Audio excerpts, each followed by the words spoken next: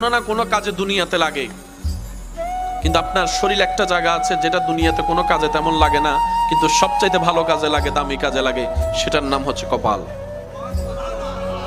আঙ্গুল যে কোনো কাজে কোনো না কোনো কাজে লাগে কি লাগে না?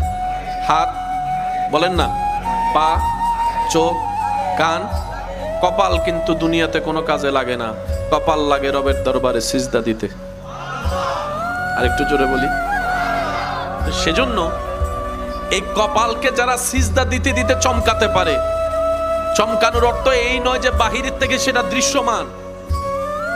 যখন আপনার কপাল চমকাবে তার সেটা আপনার চরিত্র দিয়ে, চোখ দিয়ে, কান দিয়ে, নাক দিয়ে, জবান দিয়ে, চরিত্র দিয়ে, ব্যবহার দিয়ে সেটা এমনি ফুটে উঠবে।